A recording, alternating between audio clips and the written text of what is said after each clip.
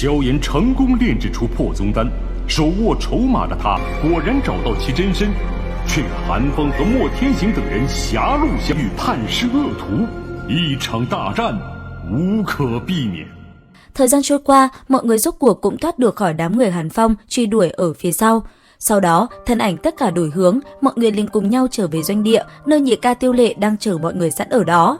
Lúc này, vừa nhìn thấy đoàn người trở về, Tiêu Lệ vô cùng mừng rỡ, nhìn đệ đệ của mình, anh ta lập tức chạy tới. Sau đó, thanh âm Tiêu Lệ vang lên nói: "Tam đệ, ngươi không sao chứ?" "Nhị ca, ta không sao." Dứt lời, Tiêu Viêm cũng liền kể cho nhị ca mình nghe về trận chiến vừa rồi. Nghe xong, Tiêu Lệ vô cùng mừng rỡ. Trò chuyện một hồi, Tiêu Viêm cũng liền nói mọi người nghỉ ngơi trước, mình cần tìm một nơi an tĩnh để tu luyện công pháp mới lấy được. Dứt lời, Tiêu Viêm liền hướng vào nơi sâu trong rừng và bay đi. Sau đó, chọn một nơi an toàn, thân thể hạ xuống, một cuốn công pháp liền xuất hiện trên tay. Khẽ hít một hơi mang theo lương khí, Tiêu Viêm chậm rãi mở quyển trục ra, chờ tinh thần dần dần ngưng định. Cứ thế, Tiêu Viêm đắm chìm vào trong quyển trục kia và bắt đầu cảm ngộ. Thời gian đêm tối dần dần trôi qua, thân thể Tiêu Viêm mới tỉnh táo lại.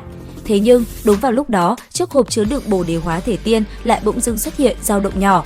Sau đó, một thứ gì đó bay ra, chốc lát sau, nó đã hóa thành một đạo thân ảnh. Nhìn Tiêu Viêm, thanh âm lão ta vang lên nói: "Tiêu môn chủ, đa tạ đã hộ tống trên đường, lão phu cáo từ trước." Dứt lời, lão gia hỏa kia liền phóng người đi định tiến sâu vào trong rừng rậm. Bất chợt, một đạo thân ảnh đã chặn hắn ta lại, thanh âm giản nua vang lên nói: "Ưng Sơn lão nhân, người quả nhiên vẫn là nhịn không được." Nghe vậy, tên kia đảo mắt nhìn xung quanh một lượt. Thế nhưng ở phía sau, Tiêu Viêm cũng đã tới, thanh âm anh ấy vang lên nói: "Ưng lão thủ đoạn thật đúng là không nhỏ, không ngờ ngươi lại có thể đem linh hồn lực lượng giấu ở bên trong bồ đề hóa thể tiên, ngay cả ta cũng không tìm được. Nếu đã nhận ra ta, vì sao còn không sớm động thủ? Bởi vì khi đó chúng ta bị một đám người đuổi theo, ta cũng không có thời gian để nghiên cứu nó.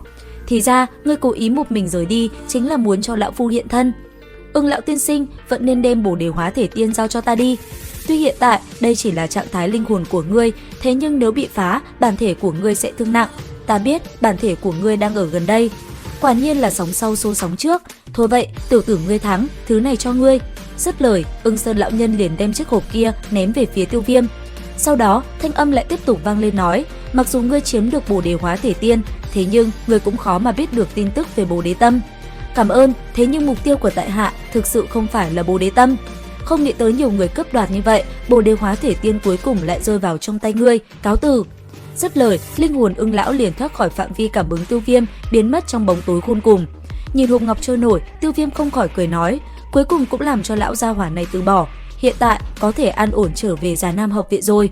Dứt lời, Tiêu Viêm liền hướng mắt nhìn về phía mọi người mỉm cười.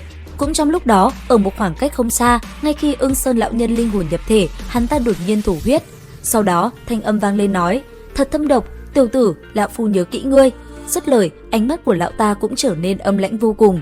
Cứ thế, màn đêm qua đi, bình minh lại một lần nữa ló dạng. Lúc này, Tiêu Viêm cùng mọi người rốt cuộc cũng tới được Già Nam học viện. Đoàn người dưới sự hướng dẫn của Tô Thiên không gặp bất kỳ trở ngại nào thuận lợi tiến vào không gian kết giới che lấp nội viện. Nhất thời khi đi qua đây, từng kỷ niệm với Tiêu Viêm lại một lần nữa ùa về. Khi vừa tới đây, anh ấy mới chỉ là một gã vô danh tiểu tốt. Thế nhưng bây giờ, vỏn vẹn vài năm thời gian mà cũng đã là đấu hoàng cường giả. Nghĩ tới đây, Tiêu Viêm chợt cười nhẹ. Sau đó rất nhanh, mọi người đã trở về nội viện. Thân hình đáp xuống, Tiêu Viêm liền nói mọi người đi trước, còn mình, anh ấy liền hướng về bán môn. Cứ thế, Tiêu Viêm chậm rãi bước từng bước hướng về trụ sở của bán môn, nhìn những người hớt hải phía trước, Tiêu Viêm ánh mắt mừng rỡ.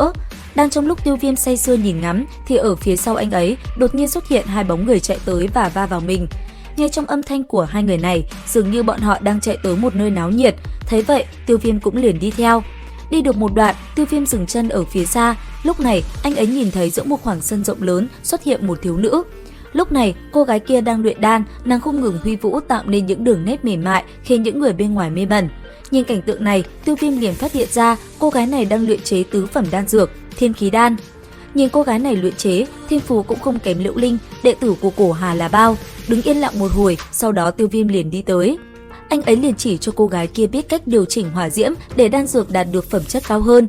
Nghe vậy, cô gái kia đứng hình, trò chuyện một hồi, Tiêu Viêm liền nói với mọi người mình muốn gặp Hổ Gia và Ngô Hạo. Nghe những lời này, đám người kia tỏ ra không hợp tác lắm. Thế nhưng sau một hồi trao đổi, bọn họ cũng dẫn Tiêu Viêm đi vào một căn phòng. Ở tại đây, Tiêu Viêm gặp lại Hổ Gia và Ngô Hạo, mọi người cùng nhau trò chuyện hết sức vui vẻ. Cứ thế, thời gian dần dần trôi qua. Đến khi màn đêm buông xuống, Tiêu Viêm lúc này đã xuất hiện ở tại một khe núi vắng vẻ. Rất nhanh, anh ấy liền đem bộ hài cốt ma thú ra.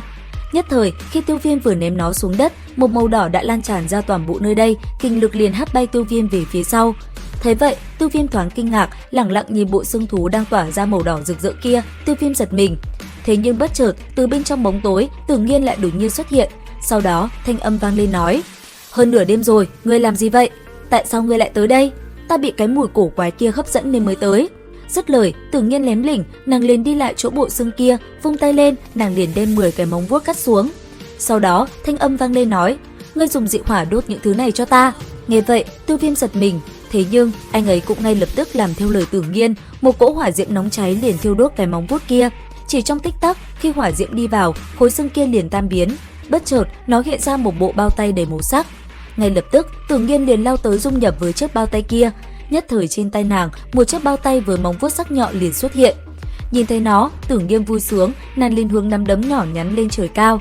Nhất thời, một cỗ kình lực cũng điểm bạo phát. Thế vậy, Tiêu Viêm kinh ngạc vô cùng. Rất nhanh, thanh âm vang lên nói: "Chẳng lẽ đây là bản chất che giấu ở bên trong sao? Người biết chỗ tốt của thi thể ma thú ở đâu đúng không?" "Ta cũng không biết, ta chỉ có cảm giác vật kia đối với ta hữu dụng rồi cắt xuống thôi." "Chẳng lẽ ngươi cùng vật này có chút quan hệ?" "Nó không phải đồng loại của ta, thậm chí ta nhìn thấy nó còn cảm thấy không thoải mái." Nghe vậy, Tiêu Viêm lặng yên suy nghĩ. Sau đó, thanh âm vang lên nói: "Nha đầu, ngươi nói cho ta biết cách xử lý đống xương khô kia đi. Đốt đi, nó sẽ xuất hiện đồ vật mà ngươi muốn." Nghe vậy, bàn tay Tiêu Viêm mạnh mẽ vung lên, một cỗ hỏa diễm nồng nặc liền đi ra thiêu đốt toàn bộ khối xương kia. Nhất thời, khi hỏa diễm của Tiêu Viêm đi vào, bên trong khối xương kia cũng liền biến đổi. Bên trong nó, huyết dịch cũng liền xuất hiện. Sau đó, Tiêu Viêm như lạc vào một mảnh thế giới âm u, không hề tồn tại một chút sự sống nào. Linh hồn Tiêu Viêm lúc này đang lơ lửng giữa không trung. Hắn đưa mắt nhìn xung quanh rồi nhíu mày, lẩm bẩm: "Đây chính là không gian bên trong cặp cánh sao? Vậy thì khí tức ma thú còn sót lại đâu?" Khi câu hỏi Tiêu Viêm vừa đặt ra thì đột nhiên một hư ảnh ma thú khổng lồ xuất hiện, một luồng khí tức khủng bố bạo phát liền gầm thét về phía Tiêu Viêm. Phải mất rất lâu, Tiêu Viêm mới kháng cự được nó. Cuối cùng, Tiêu Viêm lẩm bẩm nói: "Không nghĩ tới đám tàn hồn khí tức này lại ẩn tàng sâu đến vậy. Nếu không nhờ lưu ly liên tâm hỏa thì thật đúng là khó có thể đem chúng nó bước ra." Nhìn những luồng hơi sáng nhạt lần lượt bị ép ra rồi tan biến này, Tiêu Viêm cũng không khỏi cảm thấy sợ hãi, lắc đầu thở dài. Lòng thầm than, nhưng tay Tiêu Viêm lại không chút nào ngừng nghỉ. Nhiệt độ của lưu ly liên tâm hỏa dưới sự khống chế của hắn không ngừng tăng cao. Sau một đoạn thời gian, khí tức ma thú ẩn bên trong cốt dược đã hoàn toàn tiêu tan. Bây giờ, Tiêu Viêm mới vào phần chính, đó là sử dụng bí pháp luyện chế thiên nhạn cửu hành dược. Đến đây thì hết tập 81/5 đấu phá thương khung. Xin chào và hẹn gặp lại các bạn ở những video tiếp theo.